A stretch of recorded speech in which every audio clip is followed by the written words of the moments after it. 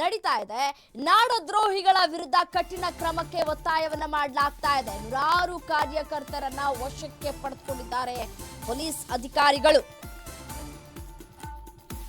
Petrol bunk, hotel ಎಲ್ಲವೂ ಕೂಡ open ಆಗಿದ್ದಾವೆ. ಒಂದು ಕಡೆ ವಾಟಾಳ್ ನಾಗರಾಜ್ ಅವರು ಪ್ರತಿಕ್ರಿಯೆಗಳು ತುಂಬಾ ಚೆನ್ನಾಗಿ ಬಂದಿದೆ, ಯಶಸ್ವಿಯಾಗಿದೆ ಅಂತ ಹೇಳ್ತಾ ಇದ್ದಾರೆ. ಯಾವ ರೀತಿಯಾಗಿ ಈ ಒಂದು ಯಶಸ್ವಿ ಅವ್ರು ಕಾಣಿಸ್ತಾ ಇದೆ, ಅವರಿಗೆ ಕಾಣಿಸ್ತಾ ಇದೆ ಅನ್ನೋದು ಗೊತ್ತಿಲ್ಲ. ಬೆಳಗಾವಿಯ ಚೆನ್ನಮ್ಮ ವೃತ್ತದಲ್ಲಿ ಕರವೇ ಕಾರ್ಯಕರ್ತರು ಹೋರಾಟವನ್ನ ಮಾಡ್ತಾ ಇದ್ದಾರೆ. ನಾಡದ್ರೋಹಿಗಳ ವಿರುದ್ಧ ಕಠಿಣ ಕ್ರಮಕ್ಕೆ ಒತ್ತಾಯವನ್ನ ಮಾಡ್ತಾ ಇದ್ದಾರೆ. ಪ್ರತಿ ಬಾರಿ ಕನ್ನಡ ಪರ ಹೋರಾಟಗಾರರು ಕರ್ನಾಟಕ ಬಂದ್ ಮಾಡುವಂತಹ ಸಂದರ್ಭದಲ್ಲಿ ಇದೇ ರೀತಿಯಾದಂತಹ ಮಾತುಗಳನ್ನು ಹೇಳ್ತಾರೆ. ಕಠಿಣ ಕ್ರಮ ತೆಗೆದುಕೊಳ್ಬೇಕು, ಎಂಎಸ್ ಪುಂಡರ ವಿರುದ್ಧ ಕ್ರಮ ಕೈಗೊಳ್ಳಬೇಕು, ನಿಷೇಧ ಮಾಡಬೇಕು ಎಂಎಸ್ ಅನ್ನ ಅನ್ನುವಂತಹ ಪ್ರತಿಭಟನೆಗಳು ಆದಂತಹ ಸಂದರ್ಭದಲ್ಲಿ ಕೇಳಿಸಿಗುವಂತಹ ಮಾತುಗಳು. ಬಟ್ ಆದರೆ ಕಾನೂನು ರೀತಿಯಲ್ಲಿ ಅದ್ಯಾವುದು ಕೂಡ ಸಾಧ್ಯ ಆಗೋದಿಲ್ಲ.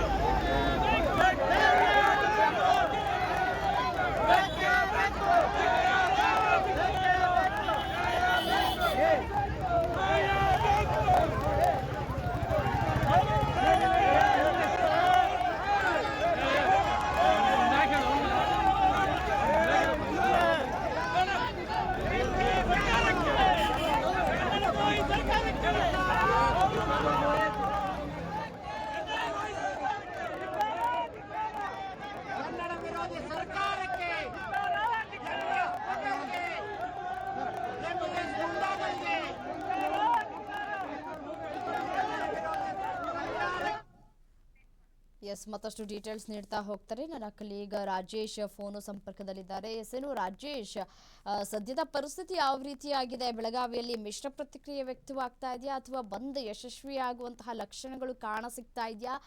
ಏನಾಗ್ತಾ ಇದೆ ಸ್ಥಳದಲ್ಲಿ ಅಂತ ಡೀಟೇಲ್ಸ್ ಕೊಡ್ತಾ ಹೋಗ್ಬೋದಾ? ಏನಂತಂದ್ರೆ ಈಗಾಗಲೇ ಕರ್ನಾಟಕ ಬಂದ್ಗೆ ಕರೆ ನೀಡುತ್ತಿರ್ತಕ್ಕಂಥದ್ದು. ಆದ್ರೆ ಬೆಳಗಾವಿಯಲ್ಲಿ ಯಾವುದೇ ರೀತಿ ಬಂದ್ಗೆ ಒಂದು ರೀತಿಯಲ್ಲಿ ಪ್ರತಿಕ್ರಿಯೆ ದೊರೆತಿಲ್ಲ ಅಂತಾನೆ ಹೇಳ್ಬೋದು.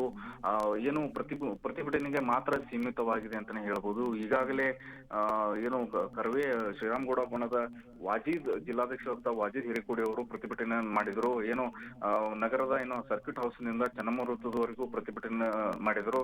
ನಂತರ ಅವರನ್ನ ಪೊಲೀಸರು ವಶಕ್ಕೆ ಪಡೆಯುವಂತ ಕೆಲಸವನ್ನ ಮಾಡಿದ್ದಾರೆ. ಆದ್ರೆ ಕೇವಲ ಇದು ಸದ್ಯ ಪ್ರತಿಭಟನೆಗೆ ಮಾತ್ರ ಸೀಮಿತವಾಗಿದೆ ಅಂತ ಹೇಳ್ಬೋದು. ಏನು ಇವತ್ತು ಕರ್ನಾಟಕ ಬಂದ್ಗೆ ಮೂಲ ಕಾರಣ ಏನಂತೂ ಬೆಳಗಾವಿಯಲ್ಲಿ ಮರಾಠಿಗರ ಮೇಲೆ ಕನ್ನಡಿಗರ ಮೇಲೆ ದಬ್ಬಾಳಿಕೆ ಮಾಡ್ತಾ ಇದ್ದಾರೆ ಪದೇ ಪದೇ. ಈ ಹಿನ್ನೆಲೆಯಲ್ಲಿ ಸಾಕಷ್ಟು ಕನ್ನಡ ಪರ ಹೋರಾಟಗಾರರು ಬಂದು ಪ್ರತಿಭಟನೆ ಮಾಡಿದ್ರು.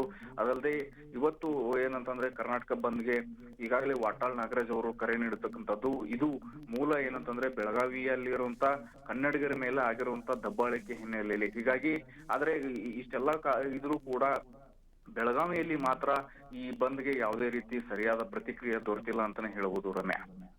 ರಾಜೇಶ್, ನಮ್ಮಲ್ಲಿಯೇ ಹೊಂದಾಣಿಕೆ ಇಲ್ಲದೆ ಇರುವ ಕಾರಣಕ್ಕೆ ಈ ಒಂದು ಬಂದ್ ಬಹುತೇಕ ಏನು ಹೇಳ್ತಾರೆ ಯಶಸ್ವಿ ಆಗದೆ ಇರೋದಕ್ಕೆ ಕಾರಣ ಅಂತ ಹೇಳಬಹುದಾ?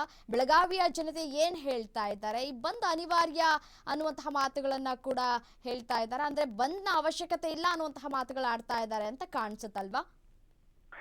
ಎಸ್ ರಮ್ಯಾ, ಏನಂತಂದ್ರೆ ಈ ಬಂದ್ ವಿಚಾರ ಸಂಬಂಧಪಟ್ಟಂತೆ ಸಾಕಷ್ಟು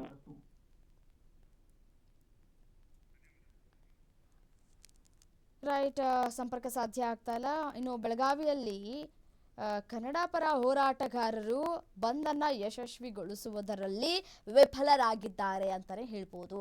ಬೆಳಗಾವಿಯಿಂದ ಶುರುವಾದಂತಹ ಈ ಒಂದು ಗಲಾಟೆ ಬೆಳಗಾವಿಯಲ್ಲಿ ಯಾವುದೇ ಪ್ರತಿಕ್ರಿಯೆಗಳು ಸಿಗ್ತಾ ಇಲ್ಲ, ಸಕ್ಸಸ್ಫುಲ್ಗಳು ಆಗ್ತಾ ಇಲ್ಲ.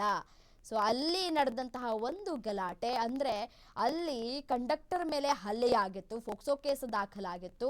ಅಲ್ಲಿ ನಡೆದಂತಹ ಗಲಾಟೆಗೆ ಕರ್ನಾಟಕ ಬಂದ್ ಮಾಡಬೇಕು ಅನ್ನುವಂತಹ ನಿರ್ಧಾರವನ್ನ ಕೈಗೊಳ್ಳಲಾಗಿತ್ತು. ಆದ್ರೆ ಬೆಳಗಾವಿಯಲ್ಲಿಯೇ ಈ ಒಂದು ಬಂದ್ಗೆ ಕವಡೆ ಕಾಸಿನ ಕಿಮ್ಮತ್ತು ಸಿಗ್ತಾ ಇಲ್ಲ. ಸೊ ಹಾಗಾಗಿ ಈ ಒಂದು ಬಂದ್ ನಡೆಸಿದ್ದಾದ್ರೂ ಯಾಕೆ, ಏನ್ ಪ್ರಯೋಜನ? ಸುಮ್ಮನೆ ಸಮಯ ವ್ಯರ್ಥ, ಪೊಲೀಸ್ ಇಲಾಖೆಗೂ ಕೂಡ ಟೆನ್ಷನ್ನು. ಅನ್ನುವಂತಹ ಪ್ರಶ್ನೆಗಳು ಕೂಡ ಇಲ್ಲಿ ಉದ್ಭವ ಆಗ್ತಾ ಇದೆ. ಎಲ್ಲವೂ ಕೂಡ ವ್ಯರ್ಥ.